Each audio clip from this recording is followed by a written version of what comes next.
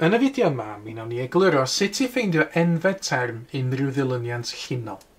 Nawr, dilyniant llinol yn gyntaf ydy unrhyw gyfres o rifau, tebyg i hein yn fan hyn, lle dyn ni'n cychwyn efo un rhif, enghraifft 9, a dyn ni'n naill ai'n adio neu yn tynnu yr un rhif bob tro mwyn ffeindio'r rhif nesaf yn y dilyniant.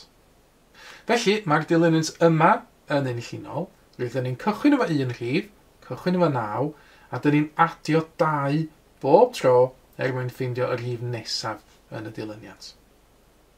Felly, sut ydyn ni'n ffeindio enfed term dilyniant llinol?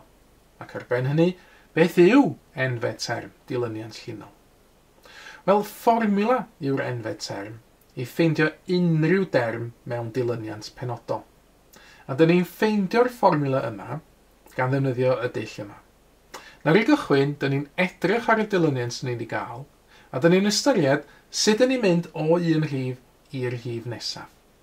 Nawr, dyn ni wedi trafod hynna yn barod chydig o funudau nôl. Dyn ni wedi deud yn y dilyniant yma fod ni'n gorfod adio 2 bob tro i fynd o un rhif i'r rhif nesaf. Ac felly, gan ein bod ni'n gorfod adio 2 bob tro fan hyn, mae'r fformula ar gyfer y enfed term yn cychwyn hefo 2n. Ac yna, dyn ni'n atab y cwestiwn yma. Pe bai rhif arall yn ymddangos ar gychwyn y dilyniant, beth fyddai'n rhaid i'r rhif yna fod? Nawr, ar gyfer y dilyniant yma fan hyn, os ar rhaid i'r rhif ychwanegol ar y cychwyn fod yn 7. Roedd y patrwm ydy adio 2 bob tro, dim ond 7 adio 2 sydd yn 9. Neu os hoffech chi, os yw'r patrwm yn adio 2 i fynd ymlaen, mae rhaid i fi dynnu 2 i fynd yn ôl. 9 tynnu 2 ydy 7. A'r 7 yma sydd nawr yn bwysig, roedd dwi'n ychwanegu y 7, dwi'n adio 7 i'r fformula ar gyfer yr enfed term. Nawr mae hwn rwan yn fformula dwi'n gallu defnyddio i ffeindio unrhyw derm yn y dilyniant yma. A fyddwn ni'n defnyddio y syniad o ffeindio unrhyw derm yn y dilyniant yn y fideo nesaf yn y gyfres yma. Nawr, gadewch i ni edrych ar y 2 dilyniant arall sydd gyda ni yn awr i fan hyn a ffeindio'r enfed term ar gyfer hein.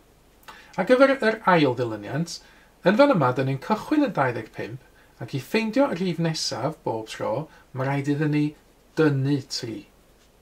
Dyna di'r patrwm yn fan hyn. Mae 25 tynnu 3 yn 22, mae 22 tynnu 3 yn 19 ac yn y blaen. Nawr, gan ein bod ni'n tynnu 3 bob tro, mae'r fformula ar gyfer y enfed term yn cychwyn efo minus 3n. Tynnu 3 bob tro, minus 3n. Ac yna, beth sy'n ymddangos nesaf?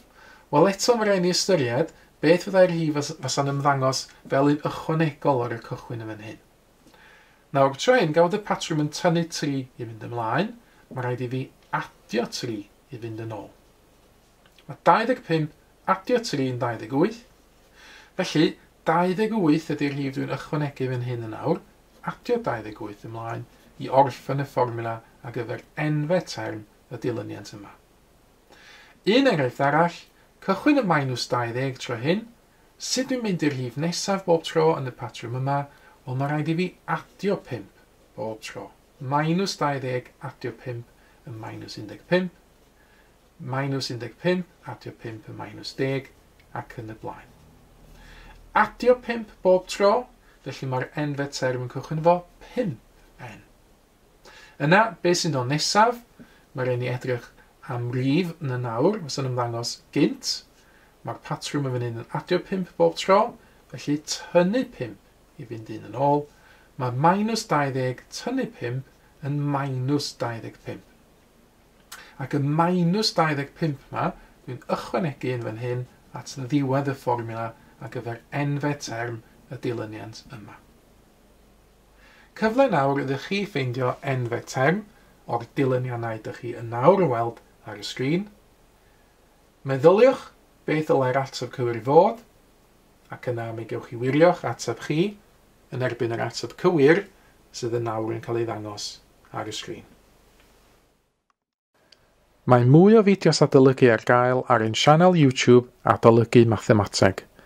Am y newyddion diweddaraf neu holi cwestiwn, dilynwch ein cyfrif Trydar @Mathemateg. neu ewch i'n gwefan www.mathemateg.com am fwy o adnoddau adolygu.